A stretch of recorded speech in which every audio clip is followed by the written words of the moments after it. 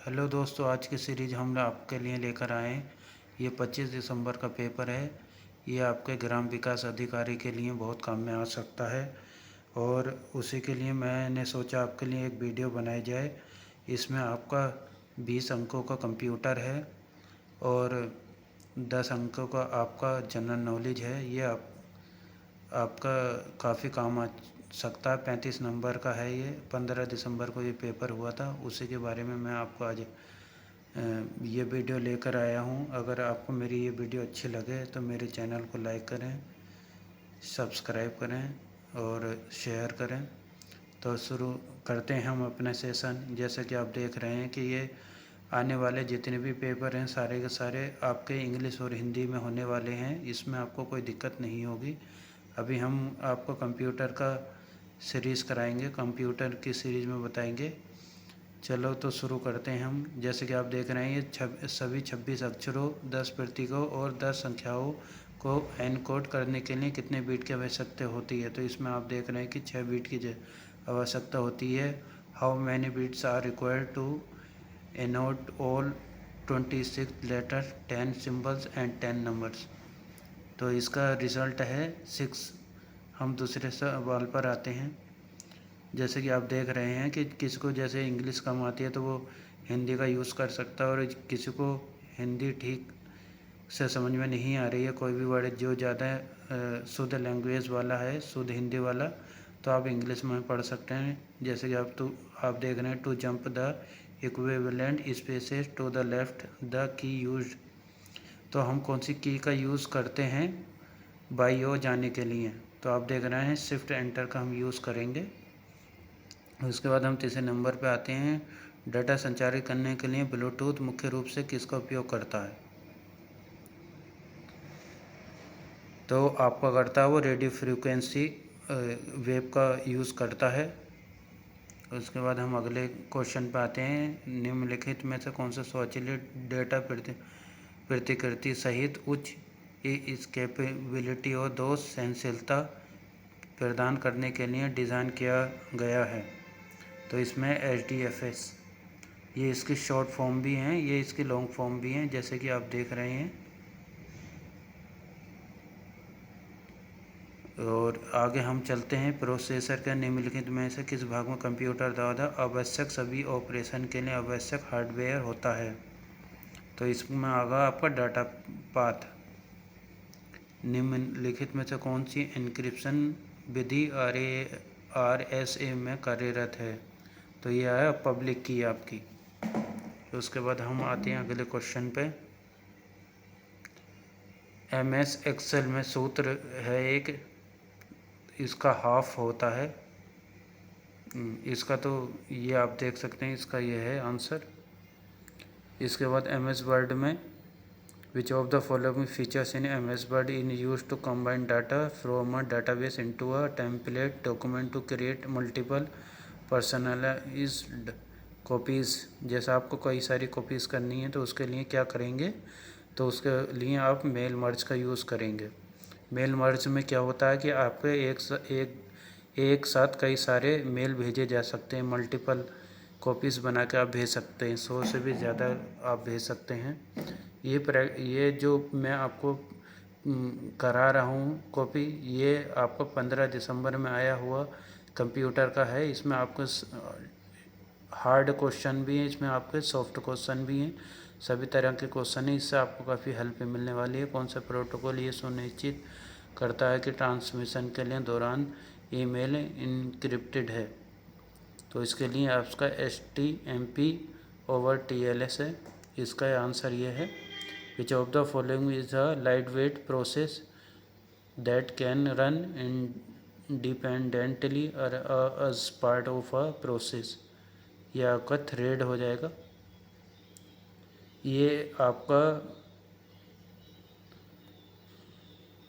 ये नंबर से आपका एक क्वेश्चन आया, जिसका मुझे भी इतना मालूम नहीं था कि नंबर से भी कोई क्वेश्चन आने वाला है, लेकिन मैंने इसके बारे में थोड़ा सा पढ़ा था।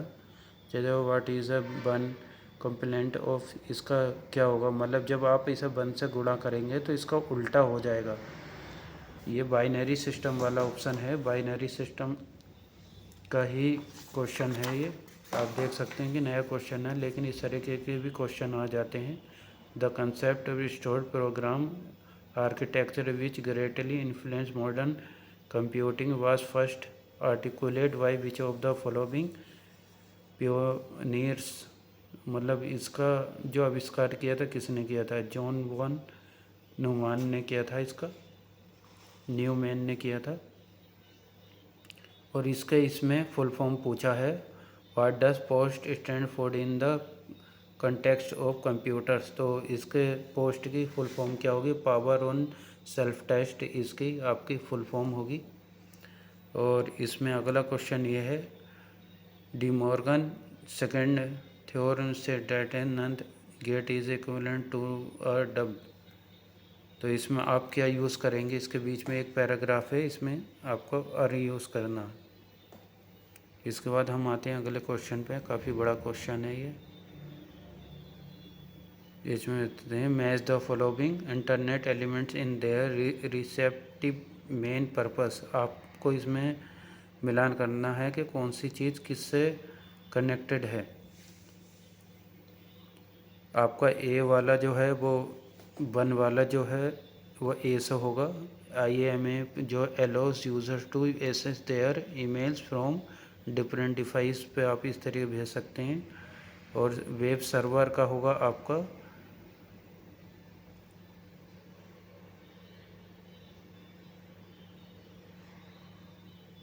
Use to store and manage website and other web services.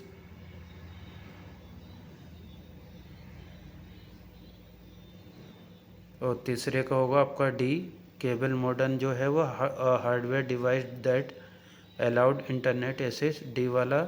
और चौथे का जो वो सी है, सॉफ्टवेयर और service that help find and retrieve web page. ये इतना बड़ा क्वेश्चन था, एक ही पेज में पूरा क्वेश्चन आ गया। और ये आपके जनरल नॉलेज के क्वेश्चन आ गए हैं जो कि आपके काफ़ी महत्वपूर्ण होने वाले हैं। जैसे कि आप इसमें कई तरीके से पढ़ते हैं, गोविंद बल्लभ पंत सागर कहाँ पर स्थित है। तो इसमें आपके 2 क्वेश्चन होते हैं। एक क्वेश्चन तो आपका होता है सोनभद्र, और दूसरा होता है पिपरी। तो इसमें अभी पिपरी का नाम दिया हुआ, तो आप पिपरी पे ही ऑप्शन लगाएंगे। दूसरा क्वेश्चन हमने, उत्तर प्रदेश में डीजल लोकोमोटिव वर्क फैक्ट्री कहाँ स्थित है? तो वाराणसी में है। और तीसरा क्वेश्चन ये आप देख सकते हैं कि ये आपके इंग्लिश में भी क्वेश्चन है, हिंदी में भी, जिसको जैसे समझ में आता है वैसे इसका क्वेश्चन का आंसर देना है। सभी जगह पे ऐसे ही पेपर आने वाले हैं। अब आने वाले टाइम में पेपर का मोटिव ऐसा ही होने वाला है कि जो आपका सिलेबस से रिलेटेड है वो 65 नंबर का आने वाला है। और 20 नंबर का आपका कंप्यूटर और 15 नंबर की आपके जनरल नॉलेज। कहीं पे चेंज हो सकता है कि 20 नंबर की जनरल नॉलेज और 15 नंबर का कंप्यूटर प्लस करके 35 नंबर का आपका हो जाएगा, और 65 नंबर का आपका थ्योरिकल आएगा। इसी तरीके से हम अगले क्वेश्चन पे चलते हैं। उत्तर प्रदेश की 18वीं विधानसभा के अध्यक्ष के रूप में सम्मानित से किसे चुना गया? सतीश महाना को चुना गया। उसके बाद हम अगले क्वेश्चन पे आते हैं। पहला दीनदयाल हस्तकला संकुल व्यापार सुविधा केंद्र कहाँ स्थित है? तो वो वाराणसी में है, आप देख सकते हैं। और इसमें मिलान के लिए दिया गया है कि आपको मिलान करना है। आपका पहले का सी है, राष्ट्रीय सरकार संस्थान जो है आपका कानपुर में है। और दूसरे का बी है, भारत खंडे संस्कृति विश्वविद्यालय जो है वो लखनऊ में है। और तीसरे का ए है, मोतीलाल नेहरू राष्ट्रीय प्रौद्योगिकी संस्थान जो है वो बरेली में है। भारतीय राष्ट्रीय पशु चिकित्सा संस्थान जो है वो बरेली में, भारतीय पशु वाला जो है वो बरेली में है। ये गलत हो गया है। चौथे का जो है वो ए है, और तीसरे का जो है वो डी है, मोतीलाल नेहरू राष्ट्रीय प्रौद्योगिकी संस्थान जो वो प्रयागराज में है। ये इस तरीके से आपका मिलान है। इंग्लिश और हिंदी में दोनों में ही आपका पेपर आने वाला है। मेरी सीरीज़ से आपको कोई भी बेनिफिट मिले तो मेरे चैनल को लाइक करें, शेयर करें, सब्सक्राइब करें। उत्तर प्रदेश में फतेहपुर सीकरी शहर की स्थापना का श्रेय किस मुग़ल सम्राट को दिया जाता है? तो अकबर को दिया जाता है। प्रसिद्ध कवि अमीर खुसरो किस शहर से थे? तो वो आपके पटियाली से थे, पंजाब पटियाली से। वाराणसी पंडित दीनदयाल उपाध्याय मल्टी ट्रैकिंग परियोजना के एक भाग के रूप में नदी पर एक नया रेल सड़क पुल बनाया गया था, तो वो कौन सी नदी थी? वो गंगा नदी थी आपकी। उत्तर प्रदेश में शंकरगढ़ क्षेत्र अपने किस उच्च गुणवत्ता वाले निरपेक्षों के लिए प्रसिद्ध है? तो वो सिलिका रेत, एक रेत होती है, कई धातु बनाई जाती हैं इस रेत से।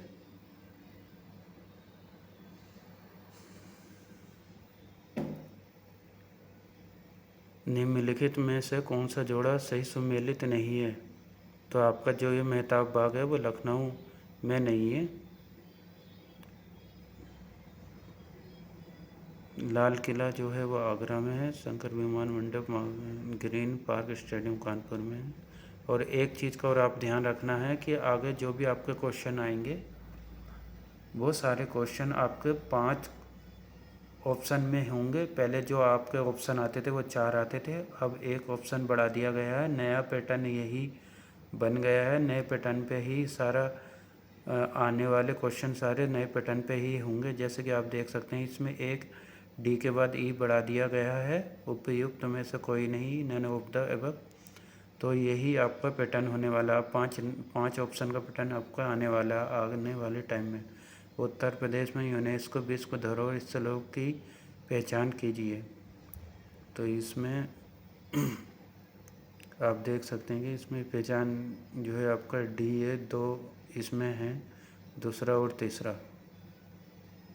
एक सारनाथ है और एक काशी विश्वनाथ मंदिर है, 2 धरोहर हैं इसमें। निम्नलिखित में से कौन से नृत्य की शुरुआत उत्तर प्रदेश में हुई? तो कथक की हुई थी। ऐसे करके आपके कई क्वेश्चनों में और नृत्य के बारे में पूछा गया है, और जगह के नृत्य के बारे में पूछा गया है। तो आप ये देख सकते हैं, ये तो उत्तर प्रदेश की जनरल नॉलेज है, तो उत्तर प्रदेश के ही बारे में पूछा गया है। और आप आगे देख सकते हैं, निम्नलिखित का मिलान कीजिए। तो आप मिलान कर सकते हैं। 1 का 1 है, 1 का 4 है। जो अधवा है वो आपका सोनभद्र में है। और सेकंड वाले का जो है वो दूसरा, वो देवरी जो है वो मिर्ज़ापुर में है।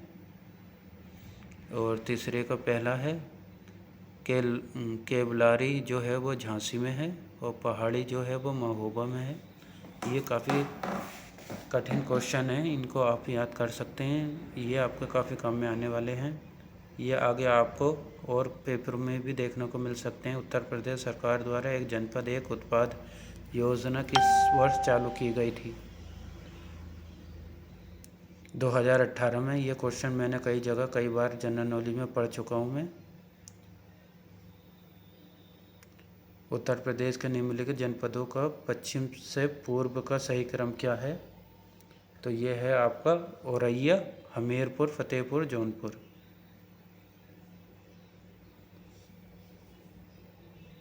निम्नलिखित में से कौन सा शहर एल्यूमीनियम के उत्पादन का प्रमुख केंद्र है? तो वो रेणुकूट है। प्रयागराज में जो अभी महाकुंभ का मेला लगा है वो कब से कब तक की उसकी डेट दी गई है? आप देख सकते हैं कि इसमें आपके लेटेस्ट जनरल नॉलेज के क्वेश्चन भी दिए गए हैं। इस तरीके के आपके लेटेस्ट वाला कोई भी क्वेश्चन आ सकता है। तो आपको जो आपकी लेटेस्ट अभी के 2025 की कोई जनरल नॉलेज है तो आपको उसको याद कर लेना चाहिए, क्योंकि इस तरह के क्वेश्चन भी आ जाते हैं कि ये 13 जनवरी से 26 फरवरी को ये एंड हुआ है महाकुंभ। तो इसका भी एक क्वेश्चन दे दिया है। उत्तर प्रदेश का राज्य पक्षी कौन सा? ये बहुत ही ज़्यादा क्वेश्चन आता है, वेरी वेरी इंपॉर्टेंट क्वेश्चन है ये। सारस क्रोंच, इसमें क्रेन लिखा हुआ क्रोंच होता है, सारस क्रोंच। इसमें फिर जोड़ा दिया गया। आप देख सकते हैं कि जोड़े वाले बहुत ही ज़्यादा क्वेश्चन आते हैं।